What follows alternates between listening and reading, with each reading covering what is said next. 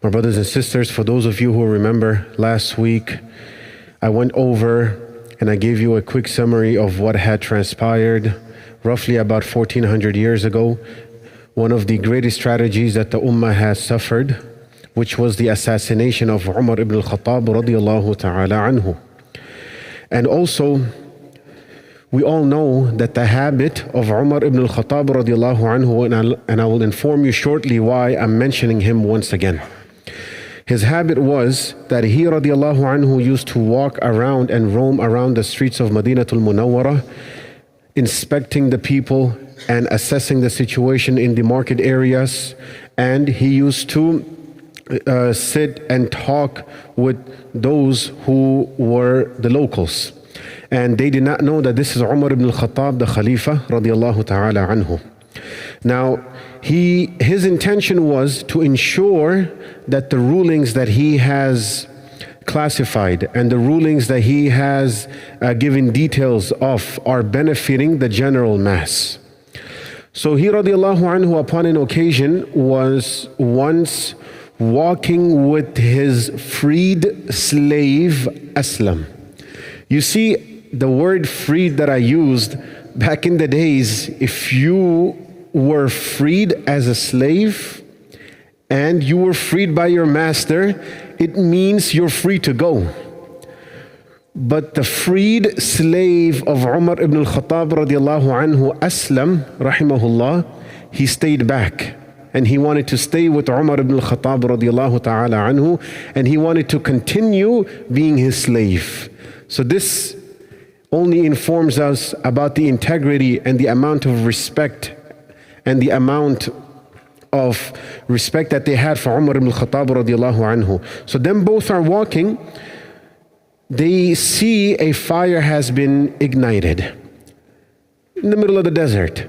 So the fact that the fire has been ignited in the middle of nowhere with no residents living within a close proximity, this means that they must be travelers who are either lost or they do not know their direction or they want to take rest. And it was nighttime and it was extremely cold. Umar radiallahu anhu said to Aslam, let's go and check upon these travelers to ensure that their needs have been met. When they both gained closeness, they noticed that it was a woman and she was a widow and her husband had passed away, and the orphans, her kids, were sitting around the fire that she had ignited. So Umar radiallahu anhu sought her permission that, can I come closer to you and your kids? So she said, if you have some khair to give me, then come closer, or else you stay there. Umar radiallahu anhu then said that I want to come closer to you so I can inspect the situation. If there's any help that you need, she gave him permission. He radiallahu anhu with Aslam, they both gained closeness to her, and they saw that in the pot she was boiling rocks. And he said, what is this? She said that this is the third day that we have been suffering due to hunger and extreme thirst, and these children of mine are not sleeping. These children of mine are not sleeping due to the severity of the hunger. So therefore I'm tricking them into believing that something is being cooked, so therefore sleep, hoping that I do not hear their cry for the rest of the night. But on the day of Qiyamah I will hold Umar accountable. So Umar radiallahu, she does not know this is Umar. Umar radiallahu anhu became frightened at this, and he said, Umar, the Khalifa, he has, over 300,000, kilometers or miles of land to govern and to take care of. Millions of people are under his leadership. How in the world is he supposed to, assess every single individual situation? So then she said, then why did he become our Khalifa? It should have been someone else. He doesn't have the qualities of a leader. So Umar radiallahu anhu, he was crying so much at this, and he immediately ran to the Muslim treasury, to the Baytul Mal, and he took the food and the dough and oil and etc. and the sweets, and he was carrying it on his back. So his freed slave Aslam said to him, O Amirul Mu'mineen, give me this load to carry and you walk. Umar radiallahu anhu said, will you carry my load on the day of Qiyamah? He said, no. So he said, let me carry my load in this dunya also. So he went there. Aslam rahimahullah narrates that when Umar radiallahu anhu was reigniting the fire, which was about to extinguish, and he is blowing onto the fire, I would see, when you blow on the fire or the charcoals and etc., what happens? The dust and everything, the particles, they fly in the air. He said that everything was flying around his beard, and the smoke was actually coming out of his beard, and eyes were tearing up. So Umar radiallahu anhu, he prepared food for them, and he said that go to the Khalifa and he will take care of you. So she said that you have the qualities of a leader. I wish you were the Khalifa. Umar radiallahu anhu did not say to her that I am the Khalifa. He said the day you meet the Khalifa in his office, you will see me there also, inshallah. Later on, a few minutes later, he stood somewhere far away watching those kids. Aslam said, why are you still here, O Amirul Mu'mineen? We have so much to take care of. He said, I saw these kids crying. Now I will not leave until I see them smile and laugh. When he saw them smiling and laughing, Umar radiallahu anhu left. So it was his habit to inspect the Muslims and the general Muslims during the nights. Umar radiallahu anhu, once he was doing the same thing, and he overheard a conversation between a mother and a daughter. And the mother was telling the daughter that mix water in this milk so it can increase in its quantity, and we will earn more money the next day in the market area when we sell the milk. The daughter said that, oh my mother, do you not know that Umar, the Khalifa, has explicitly ordered not to do this? This is breaching the trust. So she said, Umar is not here, just do it. So the daughter said, well, Allah is watching me, I cannot do this. And Umar radiallahu anhu overheard this conversation. He quickly marked the house.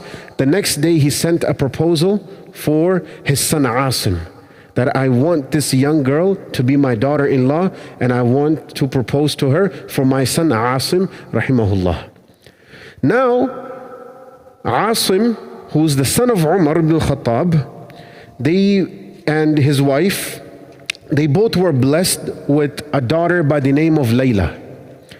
Layla was then married to Abdul Aziz rahimahullah, who later on became the governor of Egypt. This is after when Umar radiallahu anhu passed away. Now Layla and Abdul Aziz, now Layla is who? The granddaughter of Umar ibn al-Khattab. Now she gave birth to Umar ibn Abdul Aziz rahimahullah, who was known to be Umar al-Thani, the second Umar. So Umar ibn Abdul Aziz, he is the great-grandson of Umar ibn al-Khattab radiyallahu ta'ala anhu. Narrations have mentioned that towards the ending of his life, Umar ibn al-Khattab radiyallahu anhu had a dream. And in his dream, when he narrated to the Sahaba radiyallahu anhum, he said that from my progeny, it seems like Allah will use someone from my progeny to revive the deen. So when the Khulafa Rashidun, Abu Bakr, Umar, Uthman, Ali radiallahu anhum, they were, them three, when they were assassinated, and Abu Bakr radiallahu anhu, we all know he died a natural death. There were some disturbances in the post of Khilafah. And some shayateens, they were such that they did not care about the religion of Allah, but rather they cared more for their pockets. So what happened was, the post of Khilafah after that became a family business. It became a family business. So now, Umar ibn Abdul Aziz rahimahullah ta'ala, one day he was in the land of his father where the horses were. And all of a sudden he started to scream. This was when he was a young boy. His father ran to him. He saw that his son had gotten hurt. So his father, Abdul Aziz rahimahullah, said that your great-grandfather Umar radiallahu anhu used to say that this reviver of deen from my progeny will have a permanent mark on his face. So since now you are his great-grandson from his progeny, and now you have a permanent mark on your face, I only make dua that you are that reviver of the deen of Allah subhanahu wa ta'ala. Abdul Aziz rahimahullah, who was the governor of Misr of Egypt, knew what the khulafa were doing. What they were doing. Instead of pleasing Allah subhanahu wa ta'ala, majority of the rulers and the governors, they were pleasing their own pockets. They weren't worried about the deen of Allah, but rather they were more worried about their positions for political gains and personal gains. So then, his father Abdul Aziz rahimahullah decided that he will make his son Umar, who's also named Umar, into a scholar of Islam. Upon an occasion, Umar ibn Abdul Aziz. Now we're not talking about Umar ibn al-Khattab radiallahu anhu. Whenever I mention Umar, I'm referring to Umar ibn Abdul Aziz, who was either born in 61 after Hijri or 63 after Hijri. Two narrations have been mentioned. Once again, in the year 61 or in the year 63. His father sent him to learn the deen of Allah. And one day he was late for salah. And he did not catch the salah with jama'ah. So his teacher asked him, "Why are you late, O Umar?" The young Umar replied, saying that, "I lost track of time." "But what is it that you were doing that you lost track of time?" "I was combing my hair and I was busy with my hair." No, he was a youngster, he was very good looking. And it is mentioned in regards to him that when he would wear a pair of clothes, he would not wear that the second time. That's how well off he was. Narrations have mentioned that whenever people would pass by an alley or a pathway, they would smell his perfume.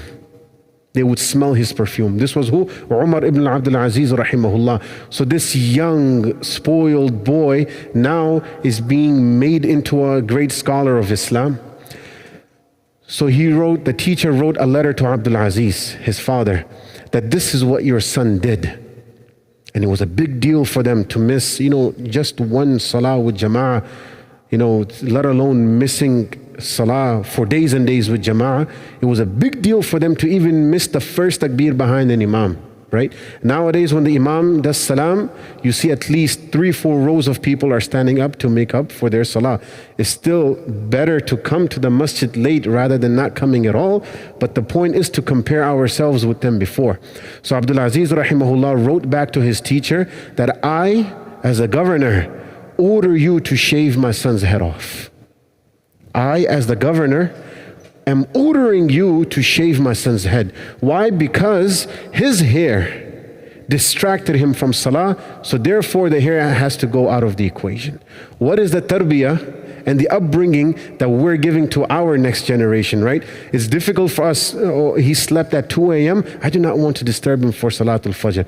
We think that we're doing good by letting him sleep, but believe me, we're destroying their hereafter. Now, Umar ibn Abdul Aziz rahimahullah, his father Abdul Aziz passes away suddenly.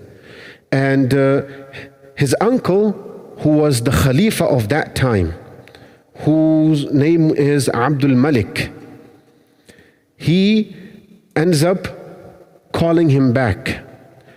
And when he called him back to Damascus, now he says to him that since you're my nephew, because Abdul Aziz and the Khalifa, they both were brothers.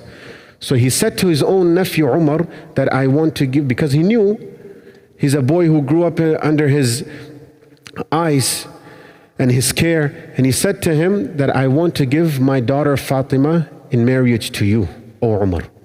So the nikah took place and they both got married. Now you can only imagine Fatima. 4 of her brothers were the Khalifas. 4 of her brothers eventually became Khalifas. Her father is the Khalifa, right? At the time of the nikah. Her father's father, her grandfather, was the Khalifa. Later on, sometime later, a few years later, her own husband becomes the Khalifa, Umar ibn Abdul Aziz, rahimullah's wife, Fatima. So from 7 nisbas and from 7 family trees, she is, the only woman probably in the entire history of politics all 4 of her brothers, father and grandfather and husband, were all khulafa, the president. So now you can imagine the amount of naz and the amount of love and how spoiled she was because of the integrity of her family. Now, he also passes away. Who passes away? Abdul Malik. After Abdul Malik passes away, Walid takes the post. And Walid, who's a brother-in-law of Umar ibn Abdul Aziz, appoints Umar ibn Abdul Aziz as the governor of Madinatul Munawwara. So Walid now appointed who? The husband of his sister as the governor of Madinatul Munawwara.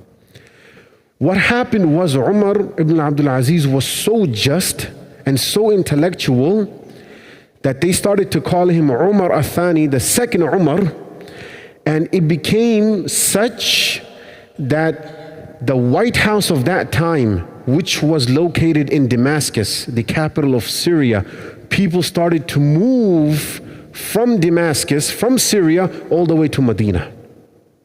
The Muslims, they started to migrate.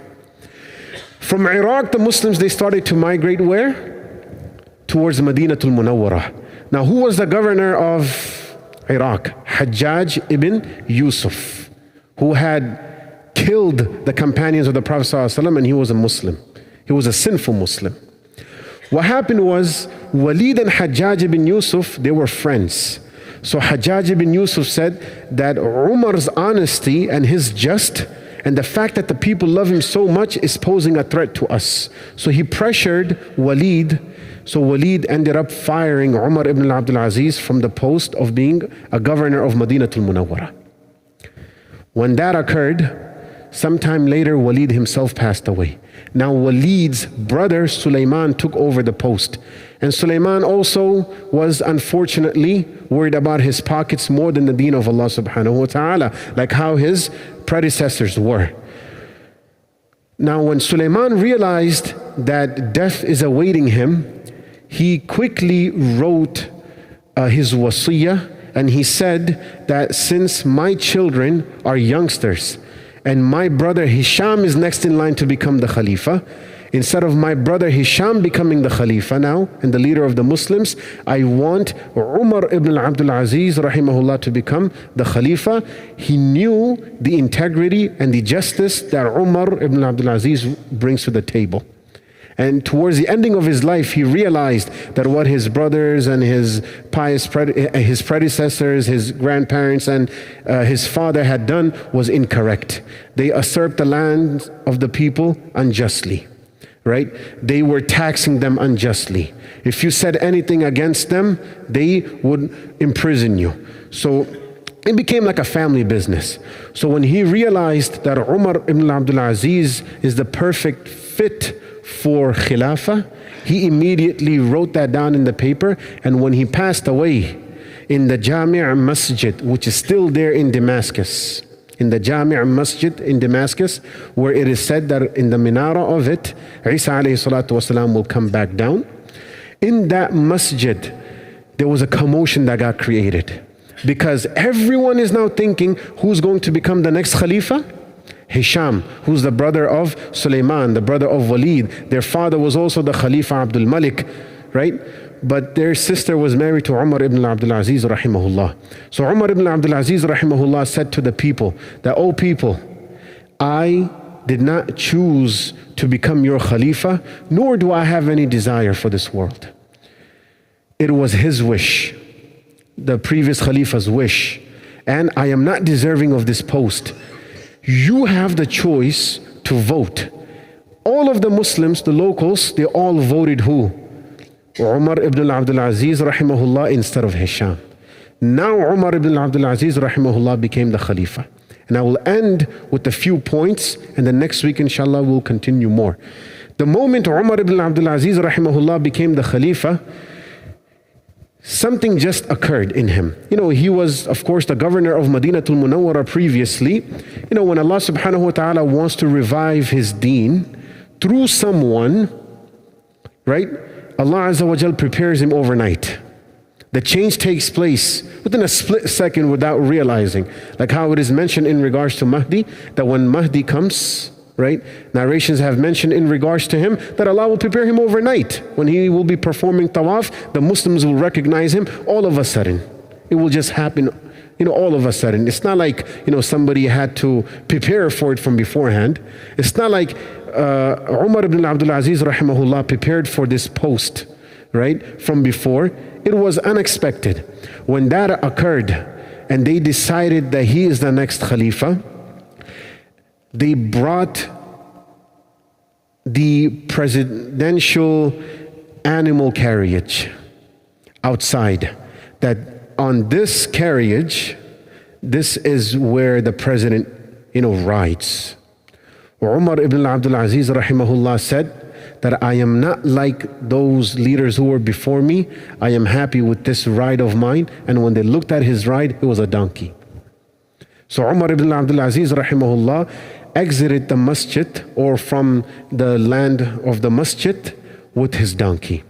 When he reached his office, there were 600 guards guarding him. And he got rid of all of them. And he said, Allah is my protector, not you guards. The next thing that he did was he said that all of my personal belongings that I own, the wealth that I own, that I have inherited, the businesses that I have, everything needs to come in, and it will be put inside the Muslim treasury into the Baytul Mal. Narrations have mentioned that in front of his office, over 30 camels, about 30 camels worth of load or worth of money, loaded with money, were standing outside. This is the wealth of Umar ibn Abdul Aziz rahimahullah. You see, as I mentioned, when Allah subhanahu wa ta'ala wants to revive his deen, the change takes place literally within a split second. The moment he was sworn into the Khalifa, into being the Khalifa of the Muslims, he, rahimahullah, realized that it is a responsibility that Allah has given me. The Prophet ﷺ said, more or less to the effect of the meaning of the hadith, that do not ask for leadership. Do not ask for positions. If you are given the position, Allah will help you then.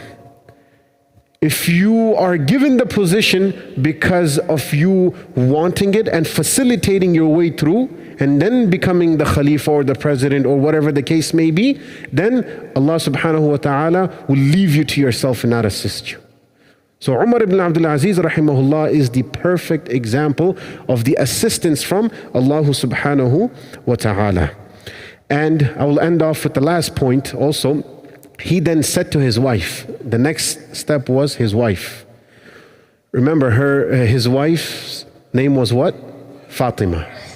4 of her brothers were Khulafa, father, grandfather, and now the husband is also the Khalifa. So how spoiled she must be when it comes to the materials of the world. He said to her that I will follow the footsteps of my great-grandfather Umar ibn al-Khattab radiyallahu anhu, and this is the wealth that belonged to me that I have donated to the Muslims, and I have kept it in the into the Muslim treasury, into the Baytul Mal. The gold that your father has given you and the wealth that you own, if you want to live with me in poverty and in simplicity, then donate it all for the sake of Allah. If you choose to live your life in luxury, and if you choose to keep all the wealth that you have, then that's your choice. Then I will divorce you and you can marry someone else. So Fatima chose to donate everything for the sake of Allah subhanahu wa ta'ala. The mindset was what? She was so loyal that at the time of prosperity, when we were rich, we were both together. Now, when you have decided to revive the deen of Allah subhanahu wa ta'ala, how can I just leave you like that? So she was also his full support. May Allah subhanahu wa ta'ala give us tawfiq to make amal and to implement the ways of our pious predecessors. Wa akhiru da'wana anil hamdulillahi rabbil alameen. Jazakumullahu khairan.